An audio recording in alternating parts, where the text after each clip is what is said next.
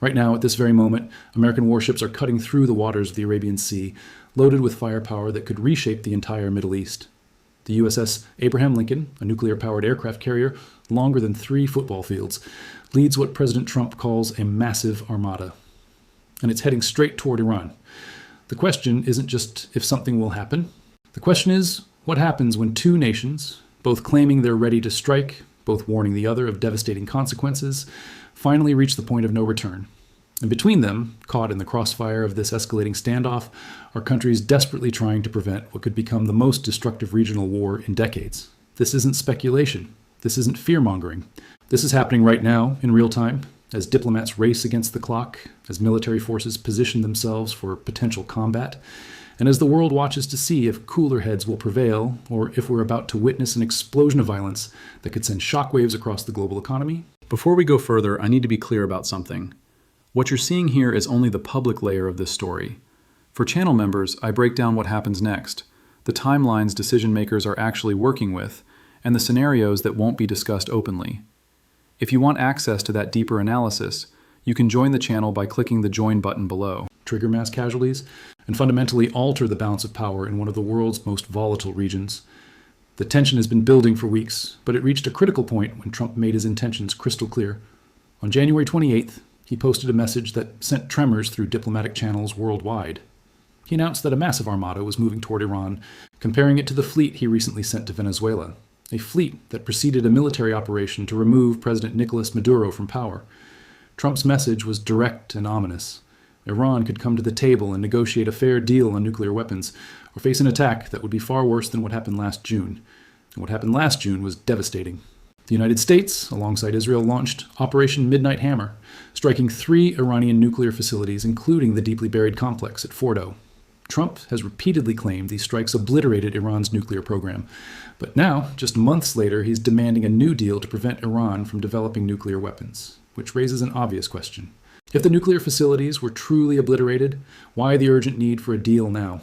The answer reveals the complexity of this crisis. Intelligence suggests that despite the damage from last year's strikes, Iran has been working to salvage what remains of its nuclear infrastructure. Satellite imagery shows unusual activity at 2 of the bombed sites, with Iran apparently trying to obscure the view from above as it attempts to rebuild. The nuclear threat, in other words, hasn't been eliminated. It's been wounded, but it's still alive. And that's what's driving Trump's current push, a push that's backed by the most significant military buildup in the region in years. But here's where the story takes a crucial turn. As American warships move into position, as Trump issues ultimatums, and as Iran promises swift and devastating retaliation, there's another group of players working frantically behind the scenes. Saudi Arabia, Turkey, Oman, and Qatar, key American allies and partners in the Middle East, are engaged in urgent diplomatic efforts with both Washington and Tehran. Their message is consistent and desperate: restraint, de-escalation, dialogue. Because these countries understand something that often gets lost in the rhetoric of military threats. They're the ones who will pay the price if this spirals into war. Think about their position for a moment. These are nations that host American military bases, that have economic partnerships with the United States, that depend on the security umbrella Washington provides. But they're also neighbors to Iran, connected by geography, by trade routes, by the simple reality that they can't pick up and move if missiles start flying. When Trump warns Iran of devastating attacks, when he sends carrier strike groups into the Gulf, these Arab allies know from bitter experience what comes next: Iranian retaliation. And that retaliation won't just be aimed at American forces. It will target American assets in their countries, potentially causing what diplomats delicately call collateral damage. In plain language, that means their cities, their infrastructure. Their people could become targets in a war between Washington and Tehran. We've seen this play out before. Just last year, after Trump ordered strikes on Iranian nuclear facilities, Iran responded by attacking American assets in Qatar. U.S. military installations were hit. The message was clear. If America strikes Iran, Iran will strike back at American interests wherever they're vulnerable. And those interests are scattered across the Middle East, often in countries that are trying to maintain delicate balances between their Western partnerships and their regional relationships. Saudi Arabia's Defense Minister Khalid bin Salman flew to Washington in late January for high-level meetings that underscored the urgency of the moment. He sat down with Secretary of State Marco Rubio, Defense Secretary Pete Hegseth, Trump's Middle East envoy Steve Witkoff, and General Dan Kane, chairman of the Joint Chiefs of Staff. The official statement talked about advancing regional and global peace and stability, but everyone in those rooms knew what was really being discussed: how to prevent a war that nobody wants, but that seems to be rushing toward them with frightening momentum. The Arab official who spoke to reporters about these diplomatic efforts, speaking on condition of anonymity because of the sensitivity of the discussions, laid out the stark reality these countries are facing. They're telling the United States to proceed with extreme caution, to be mindful of the havoc that could ensue. But they're also delivering a message to Iran, one that's equally important. If the U.S. does strike, Tehran needs to carefully calibrate its response, to avoid taking actions that would affect its neighbors. It's a nearly impossible tightrope to walk, asking both sides to show restraint when both sides are publicly proclaiming their readiness for confrontation. And the economic stakes make this even more critical. The Middle East isn't just a region of political complexity, it's the world's energy heartland. Roughly 20% of all globally traded oil passes through the Strait of Hormuz, that narrow waterway between Iran and the Arabian Peninsula. Iran has made clear it knows the strategic importance of this choke point. In late January, the Islamic Revolutionary Guard Corps conducted live-fire naval exercises right there in the strait, a demonstration that was part military drill, part political message. The message being, if we're attacked, we can shut down this vital artery of global commerce. Imagine the ripple effects of that scenario. Oil prices would spike immediately. Not a modest increase, but a potentially catastrophic surge that would hit consumers at gas pumps, drive up transportation costs, increase the price of virtually everything that needs to be shipped, and potentially push economies already dealing with inflation into severe recession. The Arab allies warning about destabilization of energy markets aren't being alarmist. They're being realistic about what happens when military conflict erupts in a region that supplies so much of the world as energy needs. But let's dig deeper into what's actually at stake in these negotiations Trump is demanding. According to multiple reports from officials familiar with the discussions, the United States has presented Iran with three core demands. First, end all uranium enrichment and dispose of existing stockpiles. Second, place strict limits on ballistic missile development. Third, cease all support for proxy forces and allied militias, including groups like Hamas, the Houthis in Yemen, and Hezbollah in Lebanon. These aren't modest requests. These are demands that would fundamentally alter Iran's strategic posture, strip away much of its regional influence, and leave it far more vulnerable to pressure from adversaries. To understand why Iran would view these demands as essentially unacceptable, you need to understand what happened to the last nuclear agreement. Back in 2015, during the Obama administration, Iran agreed to the Joint Comprehensive Plan of Action. Under that deal, Iran capped its uranium enrichment at 3.67% and limited its enriched uranium stockpile to 300 kilograms. That's enough for peaceful nuclear energy, but far from what's needed for weapons. In exchange, the United States and other world powers lifted most sanctions, allowing Iran's economy to begin recovering from years of isolation. Then came Trump's first term. In May 2018, he withdrew the United States from the agreement, calling it a horrible one-sided deal that should never have been made. He reimposed sanctions, launching what his administration called a maximum pressure campaign designed to force Iran back to the negotiating table for a better deal. But that strategy didn't play out as planned. Instead of capitulating, Iran gradually began exceeding the limits set by the nuclear agreement. By some estimates, Iran has enriched uranium to 60% purity, getting dangerously close to the 90% threshold considered weapons-grade material. So when Trump now demands that Iran give up its nuclear program entirely, Iranian leaders are looking at this history and asking themselves a fundamental question. Why should we trust any agreement with an American president who has already proven he'll abandon deals whenever he chooses? Why should we surrender the leverage we've built up, the nuclear capabilities we've developed, in exchange for promises that might evaporate the moment there's a change in American leadership or policy? This trust deficit is compounded by what happened last June. Operation Midnight Hammer wasn't just an American operation, it was coordinated with Israel, which had been engaged in a prolonged conflict with Iranian proxies, particularly Hamas. The Israeli-Iranian shadow war had been escalating for nearly 2 years, with strikes and counterstrikes, assassinations, and retaliation. Then came the major assault, with Israeli and American forces hitting Iranian nuclear sites, killing several key Revolutionary Guard commanders, and, according to U.S. assessments, severely damaging Iran's nuclear infrastructure with advanced bunker buster bombs. Iran survived that attack, but it was bloodied and weakened. Its nuclear program was set back significantly. Key military leaders were dead. Its vaunted deterrence, the idea that attacking Iran would be too costly for adversaries to contemplate, had been shattered. And now Trump is essentially telling Iran that unless it agrees to completely dismantle what remains of its strategic capabilities, another attack is coming, one that will be even more devastating than the last. From Tehran's perspective, this looks less like a negotiation and more like a demand for surrender at gunpoint, and that's why Iranian leaders have responded with their own threats and warnings. Foreign Minister Abbas Araghchi has been particularly vocal, stating repeatedly that Iran's armed forces stand with their fingers on the trigger, ready to respond immediately and powerfully to any American aggression. He's pointed out that Iran learned valuable lessons from the 12-day war last June, lessons that he claims will enable Iran to respond even more strongly and rapidly if attacked again. The Supreme Leader, Ayatollah Ali Khamenei, weighed in with his own warning just days ago. Any American attack, he said, would spark a regional war, not a contained conflict between the United States and Iran, but a broader conflagration that would draw in multiple countries and potentially last for years.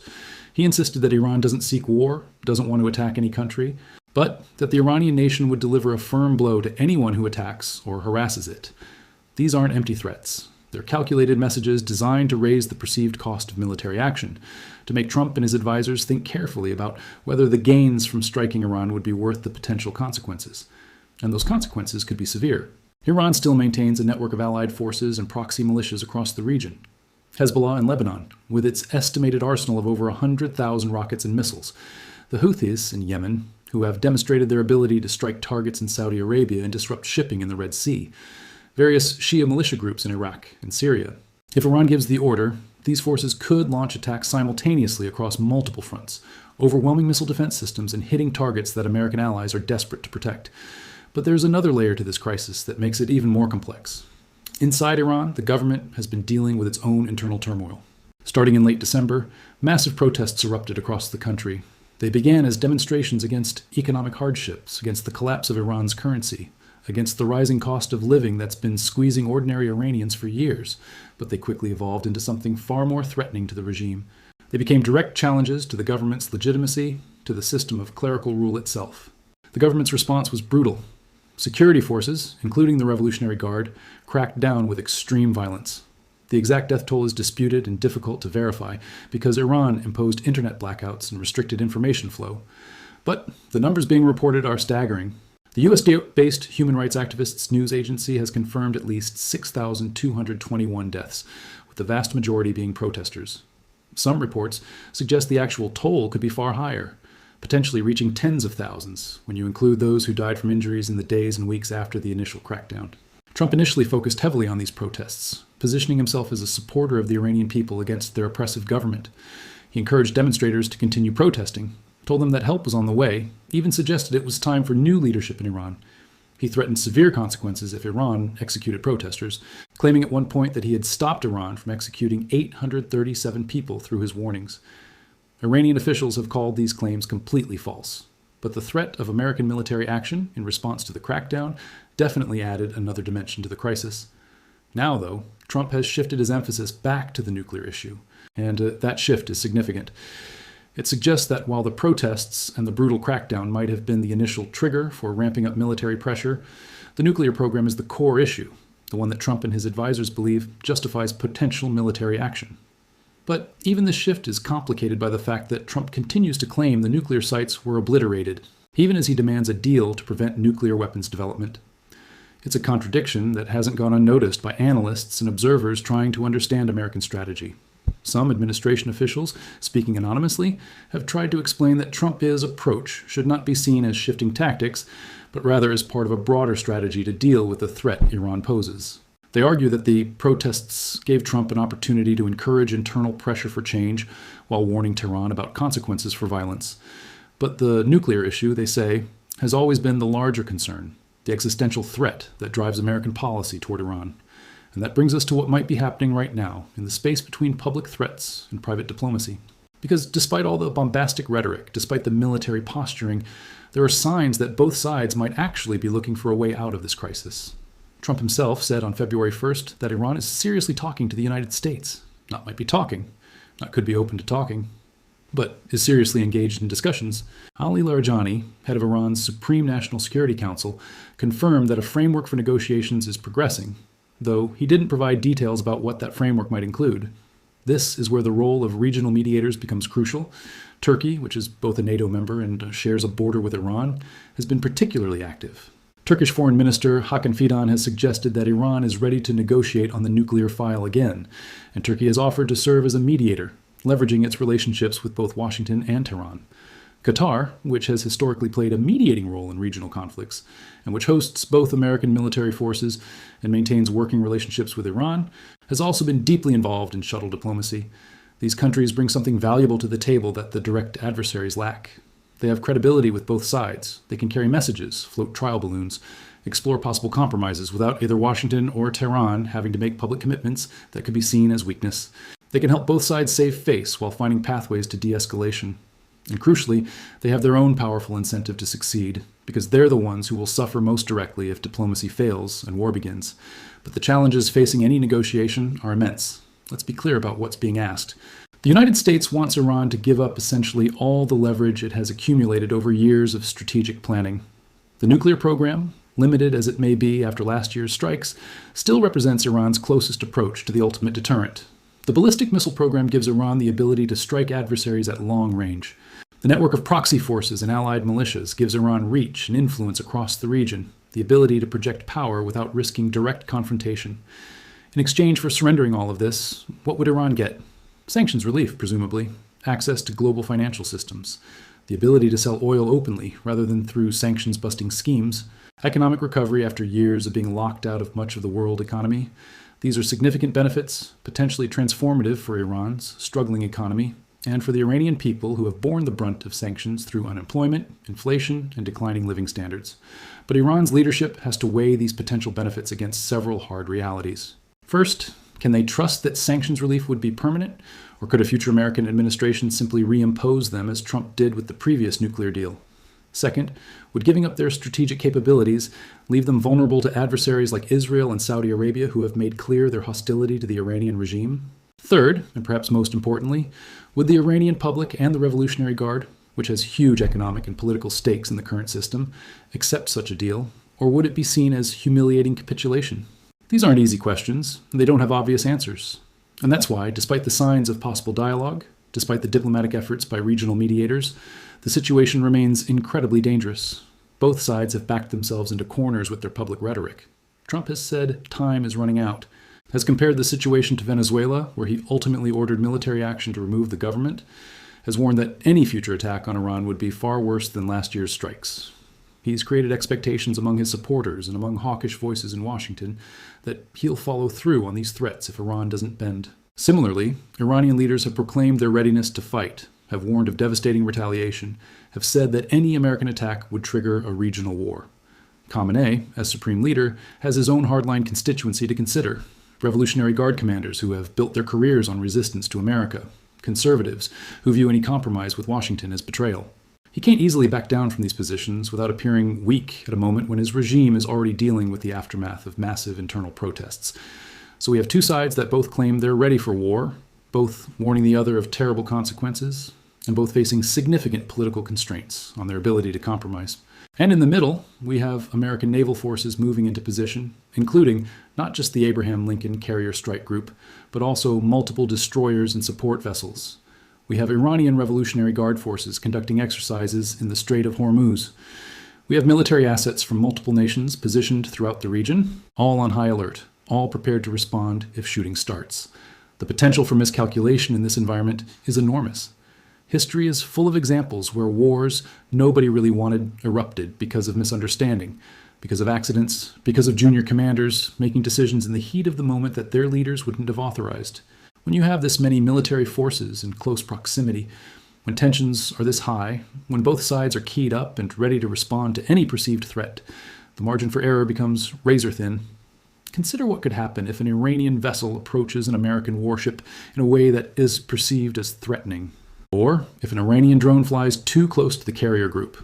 Or if there's an explosion somewhere in Iran, like the one that occurred in Bandar Abbas on February 1st, and Iranian leaders decide it was an American or Israeli attack, even if it was actually, as officials claimed, a gas leak. Any of these incidents could be the spark that ignites a broader conflict, even if neither side actually wants that conflict. And that's what makes the diplomatic efforts by Saudi Arabia, Qatar, Oman, and Turkey so critical right now. They're not just trying to broker a deal or facilitate negotiations. They're trying to create space for both sides to step back from the brink, to lower the temperature, to reduce the risk that some accidental incident or miscommunication triggers a war that spirals out of control. They're urging the United States to proceed with extreme caution, to think carefully about the long-term consequences of military action. They're urging Iran to calibrate any response carefully to avoid actions that would pull neighboring countries into the conflict. But even as these diplomatic efforts continue, we have to be realistic about the obstacles. The history between the United States and Iran is long and bitter, marked by mutual grievances going back decades. The 1979 revolution and hostage crisis, American support for Iraq during the Iran-Iraq War, Iranian support for militant groups that have attacked American forces and allies. The list of provocations and counter-provocations is extensive, and it creates deep wells of mistrust on both sides. There's also the domestic political dimension to consider. Trump ran his first presidential campaign partly on the promise to get tougher with Iran, to replace what he called the disastrous nuclear deal with something better. He's now in his second term, and he clearly sees confronting Iran as a key part of his foreign policy legacy. He's not going to simply drop the issue or accept a cosmetic agreement that lets Iran maintain significant nuclear capabilities. But equally, Iran's leaders have built their legitimacy partly on resistance to American pressure, on the narrative that Iran will not bow to foreign demands. Khamenei has ruled Iran for decades based partly on this positioning. He's not going to easily accept terms that look like capitulation, especially not at a moment when his regime is still dealing with the aftermath of the protests and needs to project strength rather than weakness. So where does this leave us? As of right now, early February 2026, the situation remains in flux. There are encouraging signs that both sides recognize the need for dialogue, that they're at least talking about talking, that there's movement towards some kind of negotiating framework. But there are also deeply concerning signs: the continued military buildup, the harsh rhetoric, the warnings and counter-warnings about devastating consequences. The Arab allies and partners trying to mediate this crisis understand something fundamental. Neither side can truly win a military confrontation. Even if American forces successfully strike additional Iranian nuclear sites, even if they kill more Iranian commanders and destroy more military infrastructure, Iran will retain the capability to strike back in ways that cause immense damage and instability. The proxy forces won't disappear. The ability to disrupt shipping in the Gulf won't vanish. The willingness to strike American assets throughout the region will remain. And from Iran's perspective, even if they successfully retaliate against an American attack, even if they manage to sink a ship or shoot down aircraft or kill American service members, they'll still be facing a military power with vastly superior capabilities and a president who has shown he's willing to escalate rather than back down. Iran's economy, already devastated by sanctions, would face even more pressure. Its international isolation would deepen. The internal stability that's already been shaken by protests could collapse entirely. This is why the push for restraint and dialogue is so urgent. Because the alternative, a full-scale military confrontation between the United States and Iran, would be catastrophic, not just for those two countries, but for the entire region and potentially for the global economy. Oil prices would spike, potentially causing worldwide recession. The humanitarian toll would be enormous, with civilian casualties likely numbering in the thousands or tens of thousands. Refugees would flee conflict zones, creating new waves of displacement. Terrorist groups like ISIS, which have been weakened but not eliminated, could exploit the chaos to rebuild. And the conflict wouldn't remain contained. Israel, which has its own deep concerns about Iran's nuclear program and regional activities, would almost certainly be drawn in. Saudi Arabia and the United Arab Emirates, which view Iran as their primary regional rival, would face difficult decisions about their level of involvement. Hezbollah in Lebanon, the Houthis in Yemen, militia groups in Iraq and Syria, all could become active participants in a regional war that spreads across multiple countries and multiple fronts. This is the nightmare scenario that keeps diplomats and military planners awake at night. And it's the reason why, despite all the public tough talk, there are intense private efforts to find off-ramps, to create opportunities for both sides to step back, to reach some kind of understanding that addresses core concerns without requiring either side to accept humiliating terms. The next few weeks will be critical. Trump has said time is running out. Iranian leaders have made clear their red lines. The military forces are in position. The world is watching to see whether diplomacy can succeed where threats and pressure have so far failed to produce a breakthrough. The Arab allies urging restraint, the regional mediators working behind the scenes, they're racing against a clock that seems to be ticking faster every day. What happens next will depend on several key factors. Can negotiators, whether working through direct channels or through mediators, identify a framework that both sides can accept? Can they find a formula that gives Trump enough of what he wants on nuclear issues to declare victory while giving Iran enough sanctions, relief, and security guarantees that Khamenei can justify agreement to his hardliners? Can they do all this before some incident, planned or accidental, triggers a military confrontation that makes negotiation far more difficult or impossible? These are the questions without clear answers, the uncertainty that hangs over the entire region. And this uncertainty is precisely why the story matters so much right now, why people across the Middle East and around the world are watching these developments with a mixture of hope that diplomacy will prevail and fear that we are witnessing the buildup to one of the most significant military conflicts in recent history. The one thing we can say with certainty is that the stakes couldn't be higher. This isn't a regional dispute that can be contained or ignored. This is a potential conflict that would reshape the Middle East, that would send shockwaves through the global economy, that would create humanitarian crises on a massive scale. The Arab allies urging restraint understand these stakes viscerally, because they're the ones on the front lines, the ones who would pay the immediate price if restraint gives way to warfare. And so the diplomatic push continues, urgent and intense, even as military forces remain on high alert, even as both sides continue their public displays of resolve and readiness. It's a high-stakes game of chicken, but one where the potential crash would be far more devastating than anyone wants to contemplate. But let's talk about what makes this particular crisis different from previous tensions. You have a weakened Iran, bloodied from last year's strikes and still reeling from internal protests. You have an American president with a demonstrated willingness to use military force. You have regional powers more unified in their concern and more active in their diplomatic interventions than in previous crises. And you have a timeline that seems compressed, with Trump himself saying that time is running out. That sense of urgency creates its own dangers. When leaders believe they're operating under time pressure, they become more willing to take risks, to push harder for maximum demands rather than accepting compromise. Trump has created a political narrative where he either gets a deal substantially better than the previous nuclear agreement, or he takes military action. Khamenei has positioned himself as the defender of Iranian sovereignty who won't bow to foreign pressure. Both have boxed themselves in rhetorically. The role of intelligence can't be overlooked. What do American and Israeli intelligence agencies actually know about Iran's current nuclear capabilities? The public claims have been contradictory. Intelligence assessments are rarely perfect. If American decision-makers are basing their strategy on overconfident assessments of damage done last year, they might be miscalculating Iran's ability to rebuild. There's also the question of what Trump ultimately wants to achieve. Is his goal genuinely a diplomatic agreement that constrains Iran's nuclear program?